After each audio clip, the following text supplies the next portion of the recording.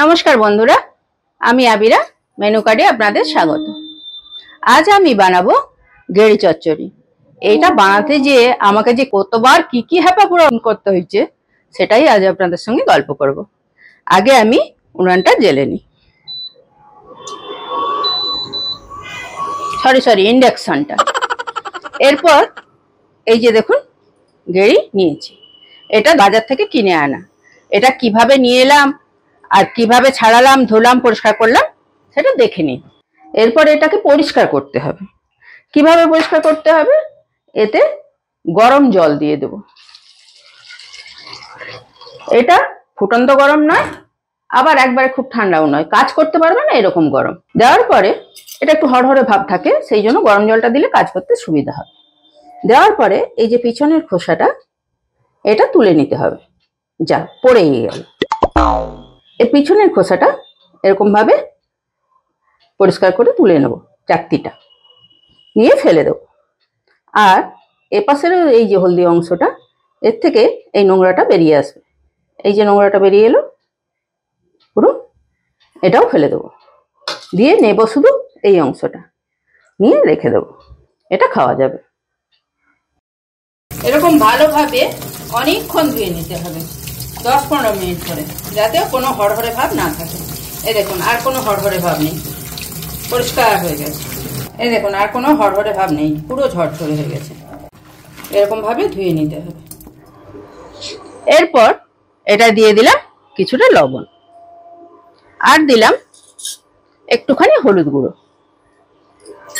এদিকে কড়াটা গরম হয়ে গেছে, কড়াতে দিয়ে দিলাম সরষের তেল। ছোটবেলায় যখন আমরা স্কুলে পড়তাম তখন আমাদের বাড়িতে রেস্ট্রিকশন ছিল, মা কখনোই গেড়ি খাওয়া পছন্দ করতো না, বা এমনকি ঘরে পর্যন্ত আনতে দিত না। তো আমরা কি করতাম, আমি খুব গেড়ি তরকারি খেতে পছন্দ করতাম। আমি কি করতাম, পাশে একটা দিদির বাড়ি ছিল, স্কুলে যাওয়ার সময় দিদিকে বলে যেতাম যে দিদি আজকে গেড়ি রান্না করবে, আমি স্কুল থেকে এসে খাবো। দিদি রান্না করে রাখতো আর আমি স্কুল থেকে এসে খেতাম। এটা দিয়ে দিলাম এর মধ্যে। এটা এখন আমি ভাজা ভাজা করে নেব। এটা ভালোভাবে নুন হলুদ মাখিয়ে ভেজে নিতে হবে। দিদি ওরকম রান্না করে রাখতো মাঝে মাঝে, আমি যে মাঝে মাঝে খেয়ে আসতাম। একদিন কি হয়েছে, আমার মা সেটা জানতে পেরে গেছে। আর এমন মার মারলো না, আমি তো কাঁদছি বসে বসে। বাবা বলছে কি হয়েছে, কাঁদছিস কেন? আমি বললাম দিদির বাড়িতে গেড়ির তরকারি খেয়ে এসেছি, তাই মা মেরেছে। বললো এই ব্যাপার, ঠিক আছে, আমাদের ঘরের সামনে যে জমিটা আছে ওখানে তুই আর আমি দুজনই গেড়ি রান্না করে খাবো, তুই রাঁধতে পারবি তো? হ্যাঁ রাঁধতে পারবো, দিদির কাছে শিখেছি। ঠিক আছে আমি নিয়ে আসবো, তুই রান্না করবি। বলে বাবা নিয়ে আসতো, আর ওখানে বসে বাবা আর আমি রান্না করতাম, করে ওখানেই খেতে হতো, ঘরে আনতে দিত না মা। ওখানে খেয়ে তারপর ঘর ঢুকতে দিত। এইভাবে চললো। গেড়িটা কিন্তু ভালোভাবে জল শুকিয়ে ভেজে নিতে হবে। এই যে দেখুন কত জল বেরোচ্ছে, কারণ আমি গরম জলে ধুয়েছিলাম তো, সেই জন্য এত জল বেরোচ্ছে। গেড়িটা ধোয়াই মেন, একবারে পরিষ্কার করে ধুয়ে নিতে হবে।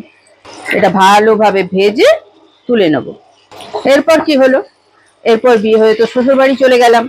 সেখানে তো আর গিয়ে দেখি সেম অবস্থা, সেখানেও গেড়ি খাওয়া নিষিদ্ধ, মানে বাড়িতেই তোলা চলবে না, এরকম ব্যাপার। তো ঠিক আছে, কি আর করা যাবে, বাবার বাড়ি যখন আসতাম বাবা আর আমি দুজনে রান্না করে খেতাম। এভাবে চলছিল।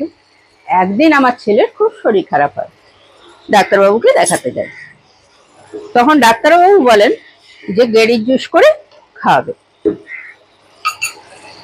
বাড়িতে এলাম, শ্বশুরমশাইকে বললাম যে বাবা ডাক্তারবাবু বলেছেন আপনার নাতিকে গেড়ি খাওয়া। বলছে ঠিক আছে, অসুবিধা কি আছে, তুমি বাইরে একটা উনান খুলো আর একটা নতুন বাটি কিনে নিয়ে এসে মা ছেলেতে রান্না করবে, খাবে, তারপর চান করে ঘরে ঢুকে যাবে।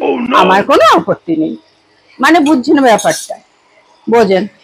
তাহলে এইভাবে কি রান্না করা যায়? হলো না। আজও দেখুন না, এই যে আমি গেড়ি রান্না করছি, আমার রান্নাঘরে এলাও নেই, এই যে বাইরে বের করে দিয়েছে, এই বাইরে বসে হচ্ছে। কথা বলতে বলতে গেড়িটা ভাজা হয়ে গেছে। এবার এটা তুলে নেব, এটা তেল থেকে ছেঁকে তুলে নেব সবটা।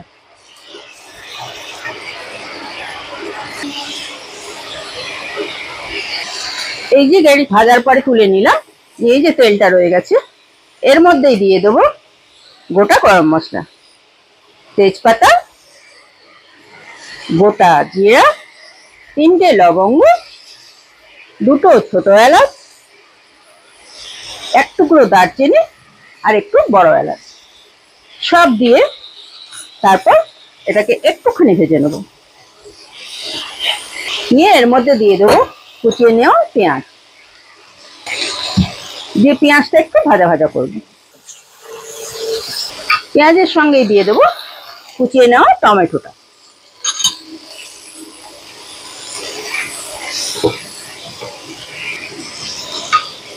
এরপর দেব অল্প লবণ, কেন আমি নুন হলুদ দিয়ে ওটা ভেজেছিলাম গেড়িটা, সেই জন্য।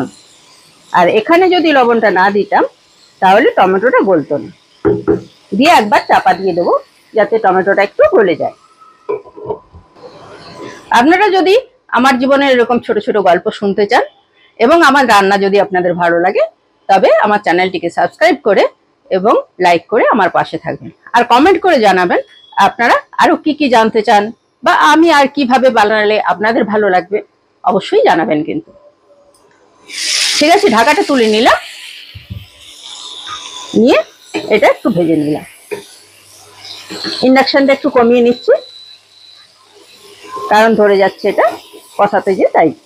এরপর দিয়ে দেবো, এটাই আছে রসুন 2 কোয়া, আদা 1 ইঞ্চি, পেঁয়াজ 2টো দিয়ে আমি বেটে রেখেছি, এটা আমি এর মধ্যে দিয়ে দিলাম।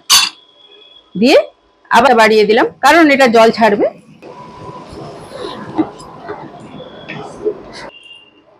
এরপর দিলাম সামান্য হলুদ গুঁড়ো, দিয়ে এটা ভালোভাবে ভাজা ভাজা করে নিতে হবে। এই মশলাটা ভাজার উপরেই তরকারির স্বাদ নির্ভর করে, অতএব মশলাটা খুব ভালোভাবে ভেজে নিতে হবে। আপনাদের যদি আমার এই ইন্ডাকশনটা পছন্দ হয় তাহলে নিচে দেওয়া লিঙ্কে ক্লিক করে কিনে নিতে পারেন। আমার এই ইন্ডাকশনটা কত যে উপকার দিচ্ছে কি বলবো। তাড়াহুড়োর সময় 2টো গ্যাসে হয় না, তখন আমি এই ইন্ডাকশনটাও ইউজ করি। আর এই ইন্ডাকশনটা আমি কন্টিনিউ 5 বছর ধরে ইউজ করে যাচ্ছি, কিন্তু কোনো প্রবলেম হয়নি কখনো। এটাকে একবারের জন্য মিস্ত্রির কাছে নিয়ে যেতে হয়নি। অতএব আপনাদের যদি প্রয়োজন মনে হয় আপনারাও এটা কিনে নিতে পারেন। এবার দিয়ে দেবো লঙ্কা গুঁড়ো,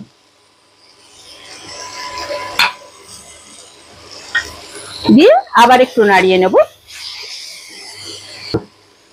এরপর দিয়ে দেবো এই ভেজে নেওয়া গুগলিগুলো, দিয়ে ভালো করে ভাজবো। এইটা আমি হাই ফ্লেমে ভাজছি, এইভাবে হাই ফ্লেমে ভালোভাবে মশলাটা কষিয়ে নিতে হবে। এরপর এতে দিয়ে দেবো গরম জল, এটা আমার গরম জল আছে। রান্নায় সবসময় গরম জল দেওয়ার চেষ্টা করবেন, গরম জল দিলে স্বাদটাও ভালো হয় আর তাড়াতাড়ি রান্নাটাও হয়ে যায়।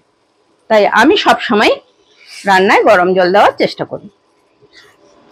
এবার আপনি যদি ঝোল ঝোল খেতে চান তাহলে অবশ্যই বেশি জল দেবেন। আমি একটু মাখা মাখা করব, তাই আমি আর বেশি জল দিলাম না।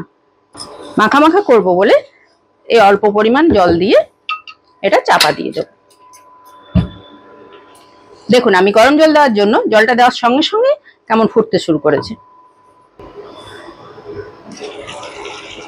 এটা ভালোভাবে ফুটে গেছে। এবার এর মধ্যে দিয়ে দেব কুচানো ধনেপাতা, ফ্রেশ ধনেপাতা।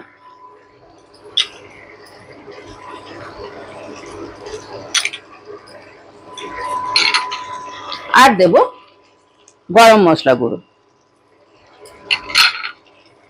আপনাদের কাছে যদি ধনেপাতা না থাকে আপনারা কসুরি মেথিও দিতে পারেন, তাতেও গন্ধটা খুব সুন্দর হয়।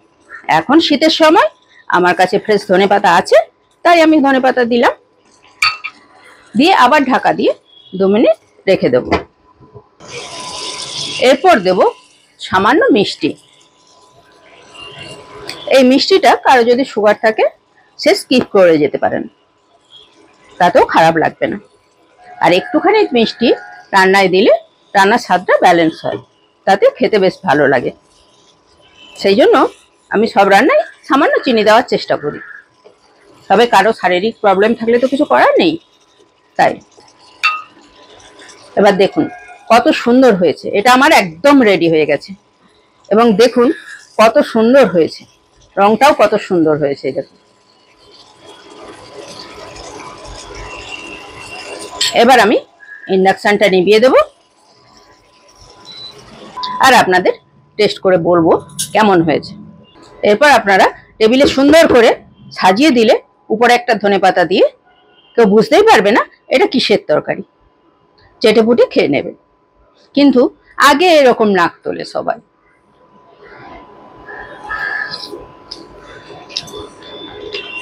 দারুণ, খুব সুন্দর।